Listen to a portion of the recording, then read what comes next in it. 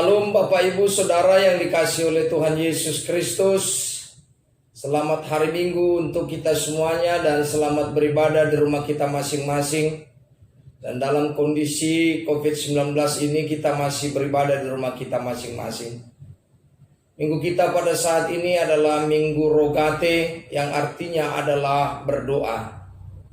Untuk memulai firman Tuhan pada saat ini, saya hendak mengajak Bapak Ibu Saudara untuk terlebih dahulu kita bersatu di dalam doa, kita berdoa. Allah Bapa Surgawi yang kami sapa di dalam nama anak-Mu Tuhan Yesus Kristus. Kami bersyukur atas kasih setia dan anugerah Tuhan yang senantiasa memelihara dan menjaga kehidupan kami. Terlebih hingga pada saat ini kami dapat beribadah, memuji dan memuliakan nama Tuhan. Sejenak kami hendak bersama-sama mendengar merenungkan akan kebenaran firman Tuhan.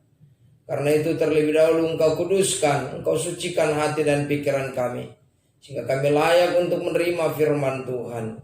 Karena itu bersabdalah ya Tuhan, sehingga kami hamba-Mu siap untuk mendengarkannya.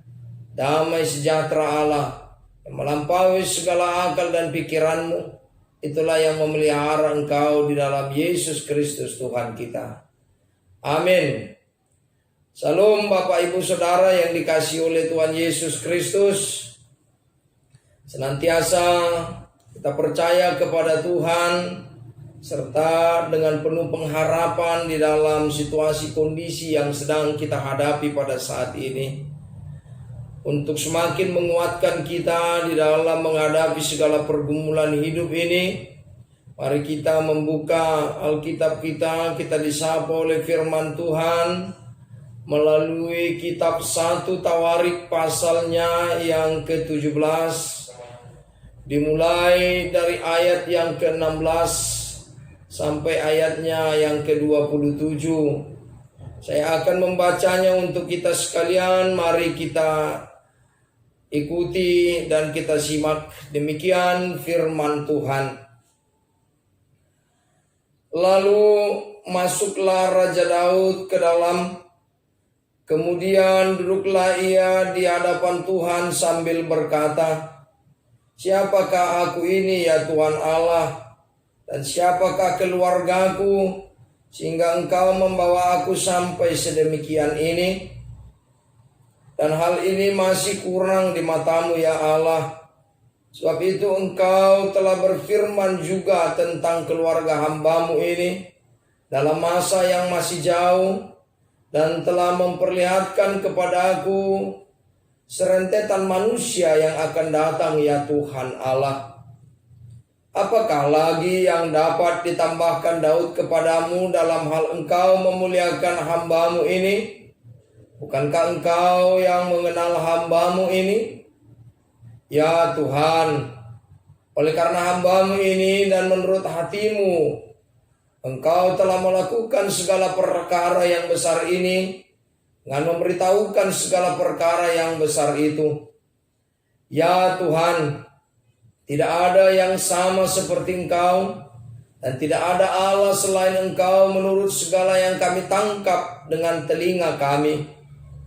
Dan bangsa manakah di bumi seperti umat-Mu Israel, yang Allahnya pergi membebaskannya menjadi umat-Nya, untuk mendapat nama bagi-Mu dengan perbuatan-perbuatan yang besar dan dahsyat, dan dengan menghalau bangsa-bangsa dari depan umat-Mu yang telah Kau bebaskan dari Mesir. Engkau telah membuat umat-Mu Israel menjadi umat-Mu untuk selama-lamanya, dan Engkau ya Tuhan menjadi Allah mereka. Dan sekarang ya Tuhan, diteguhkanlah untuk selama-lamanya janji yang Kau ucapkan mengenai hamba-Mu ini dan mengenai keluarganya, dan lakukanlah seperti yang Kau janjikan itu. Maka nama-Mu akan menjadi teguh dan besar untuk selama-lamanya, sehingga orang berkata, Tuhan semesta alam, Allah Israel adalah Allah bagi orang Israel. Maka keluarga hamba-Mu Daud akan tetap kokoh di hadapan-Mu. Sebab Engkau ya Allahku telah menyatakan kepada hamba-Mu ini bahwa Engkau akan membangun keturunan baginya. Itulah sebabnya hamba-Mu ini telah memberanikan diri untuk memanjatkan doa ke hadapan-Mu. Oleh sebab itu ya Tuhan, Engkaulah Tuhan dan telah menjadikan perkara yang baik ini kepada hamba-Mu. Kiranya Engkau sekarang berkenan memberkati keluarga hamba-Mu ini, supaya tetap ada di hadapan-Mu untuk selama-lamanya. Sebab apa yang Engkau berkati ya Tuhan, diberkati untuk selama-lamanya. Amin. Sampai di situ pembacaan firman Tuhan. Bapak, Ibu, saudaraku yang dikasihi oleh Tuhan Yesus Kristus, tema khotbah kita pada saat ini adalah doa, ucapan syukur. Sebelum menyampaikan firman ini, pertanyaan yang perlu kita renungkan Bapak, Ibu, dan Saudara. Seberapa seringkah kita berdoa setiap hari kepada Tuhan? Apakah bagi kita doa ini merupakan sesuatu yang penting bagi kehidupan kita? Semoga berdoa tidak lepas dari kehidupan kita setiap hari. Doa adalah nafas hidup, nafas rohani bagi kita. Seperti orang yang hidup. Coba kita bayangkan apa yang akan terjadi jikalau orang tidak bernafas, atau mungkin bernafas tersengal-sengal. Demikian juga kiranya dengan kehidupan kita ini, kehidupan rohani kita. Tentu kita sangat perlu untuk berdoa, dan doa adalah sarana bagi kita untuk menyambung kehidupan ini. Dan doa itu adalah sarana untuk berkomunikasi, menjaga hubungan baik kita dengan Tuhan. Bapak, Ibu, Saudara, ada dua hal yang kita kenal di dalam berdoa. Yang pertama adalah doa pribadi. Yang kedua adalah doa umat. Kita akan fokus kepada doa pribadi karena firman ini adalah doa pribadi Daud kepada Tuhan. Doa pribadi juga ditunjukkan di dalam Matius pasal 6 ayat yang ke-6. Maka berdoa, jikalau engkau berdoa maka tutuplah pintumu dan berdoalah di sana. Maka berdoa adalah keheningan, dan mintalah dengan ketulusan hatimu, jangan dengan bertele-tele. Yang kedua adalah doa umat.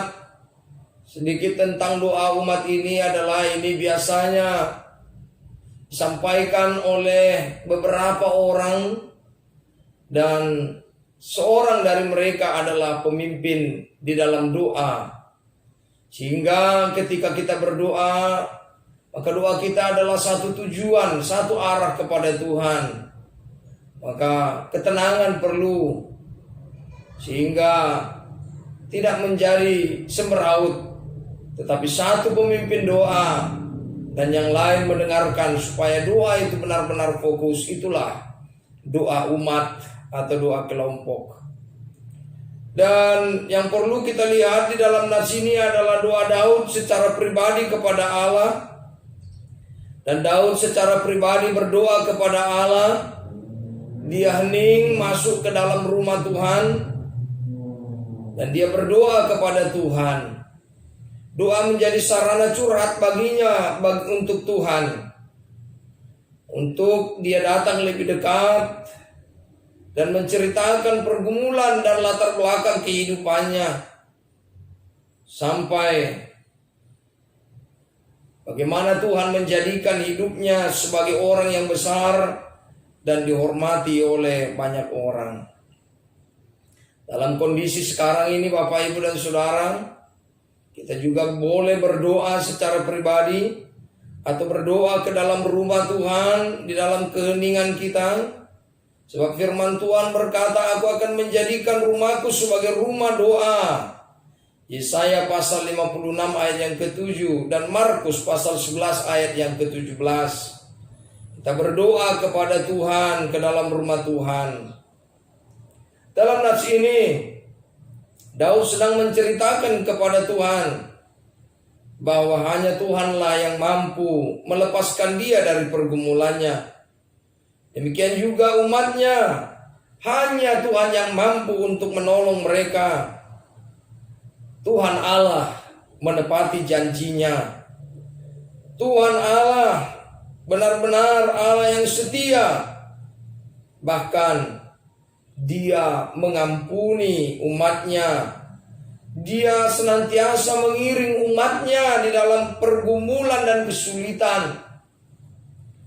Itulah penyertaan Tuhan bagi Raja Daud, bagi keluarganya dan juga bangsanya. Itulah permohonan Daud. Dan dia bersyukur kepada Tuhan. Dia memuji kebesaran Tuhan melalui doanya. Karena dia tahu bahwa sumber kehidupannya adalah Tuhan.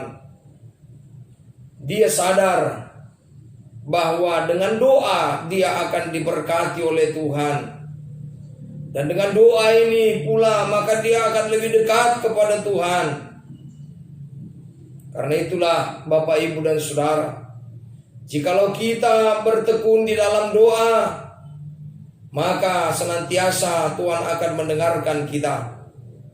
Jikalau kita bertekun di dalam doa, maka apa yang telah ada di dalam diri kita dan apa yang ada di dalam permohonan kita, Tuhan akan mendengarkannya. Ayat 27 dikatakan bahwa segala sesuatu berkat yang bersumber daripada Tuhan, maka itu akan bertahan untuk selama-lamanya.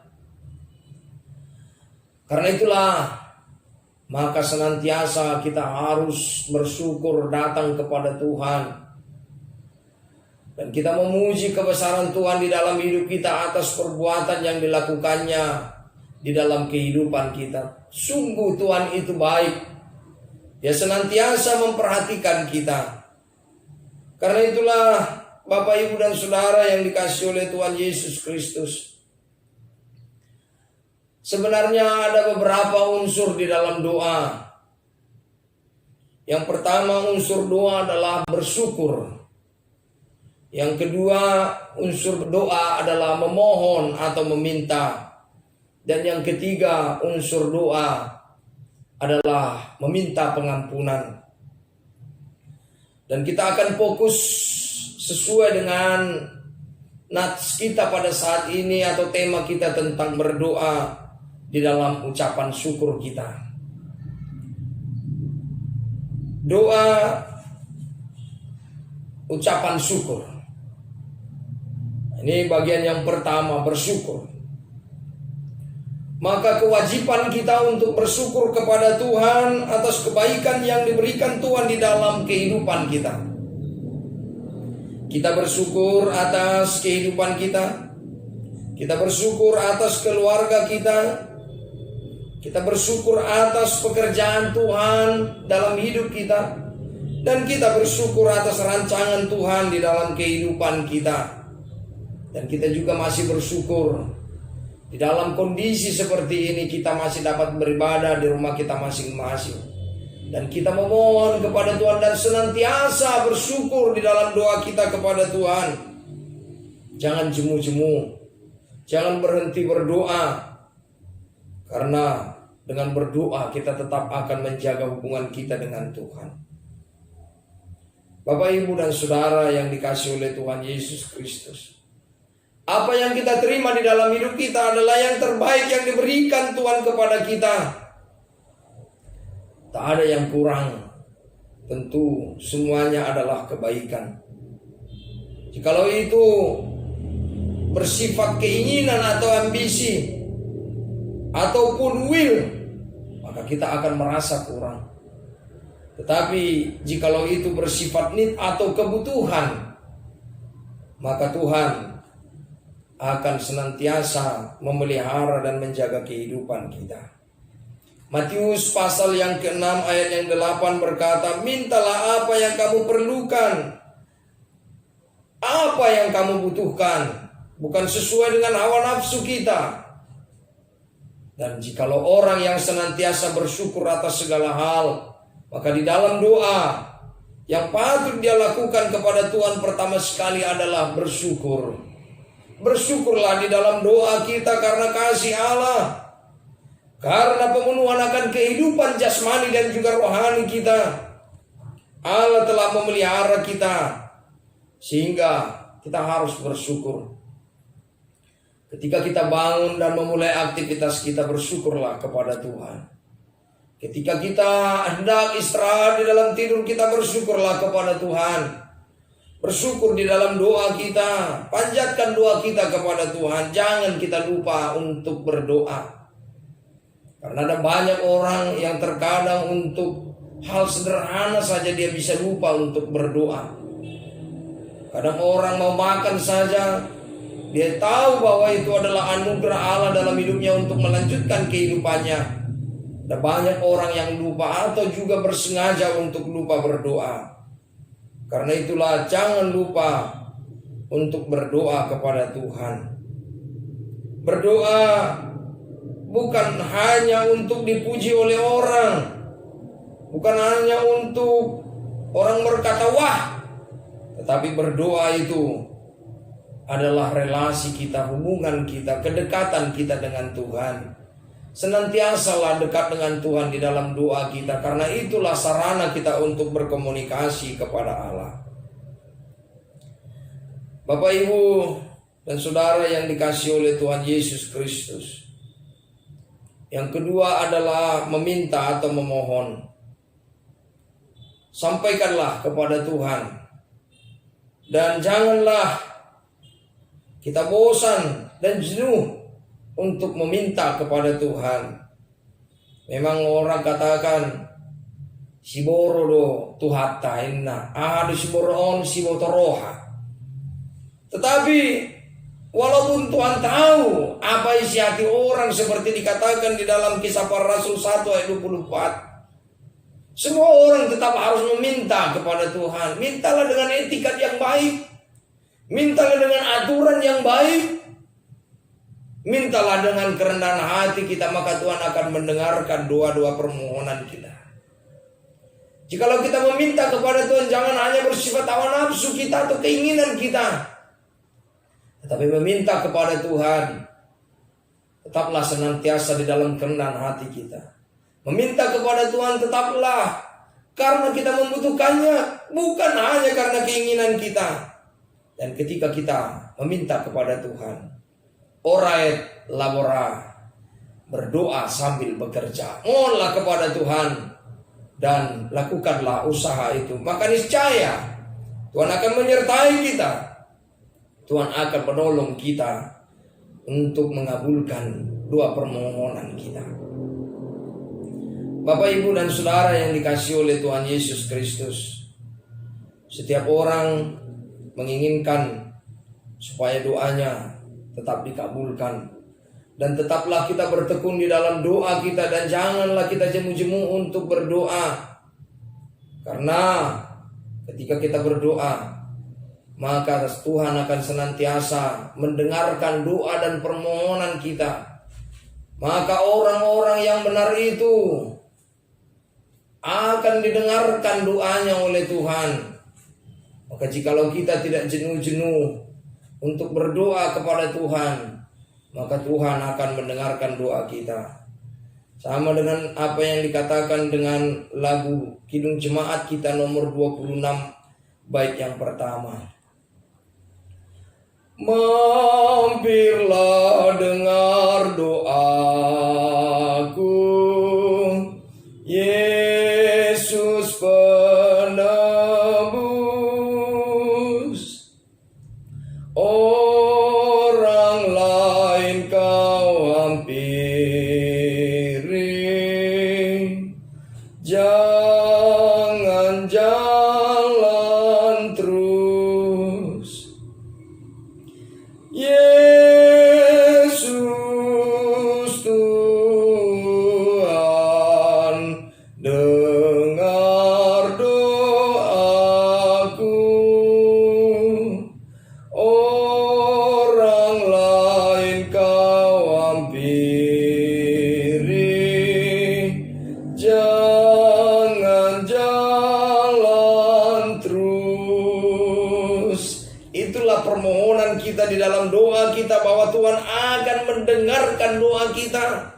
Setiap orang memohon, karena itulah Bapak Ibu dan Saudara, dengan keyakinan kita kepada Tuhan, maka senantiasalah meminta di dalam kerendahan hati kita kepada Tuhan.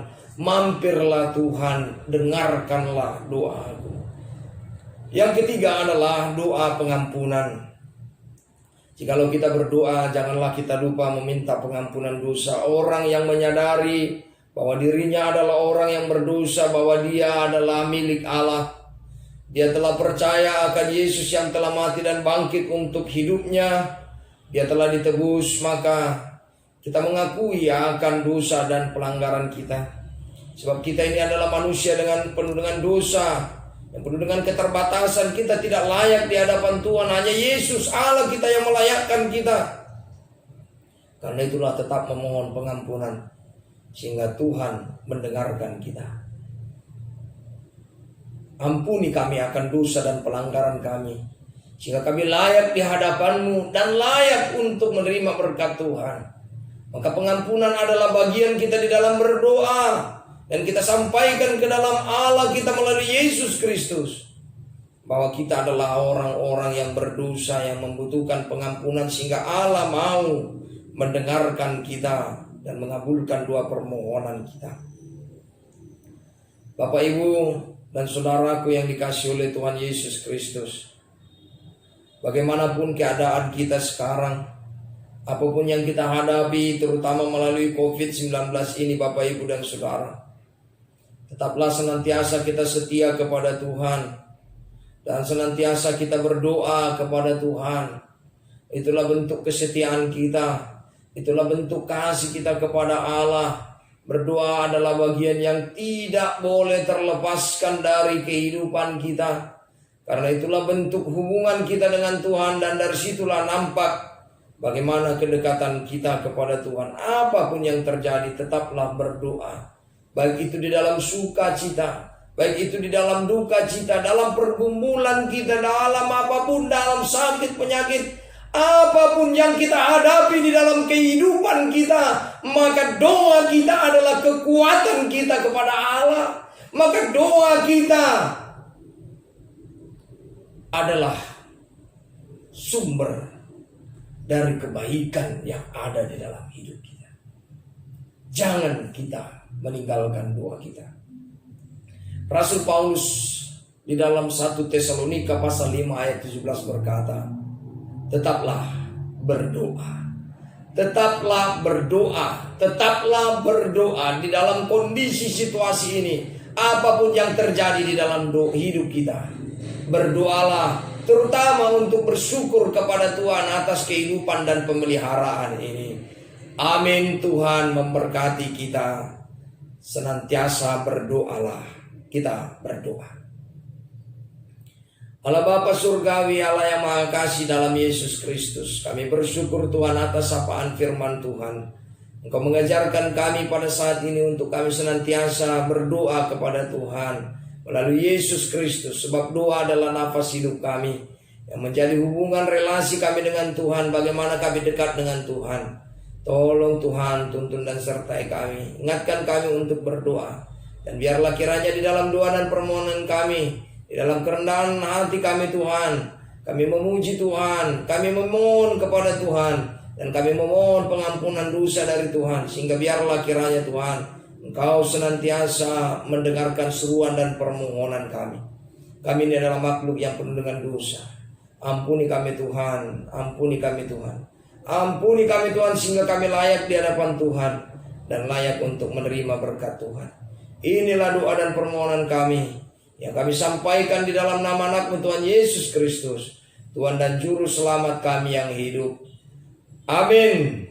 Salam Bapak Ibu Saudara, selamat hari Minggu bagi kita semuanya dan selamat beribadah dan selamat kita hidup di dalam kehidupan yang sehat, di dalam jasmani dan rohani kita di tengah-tengah rumah kita masing-masing. Untuk senantiasa kita berharap kepada Tuhan, senantiasa kita berdoa kepada Tuhan. Tuhan memberkati kita semuanya.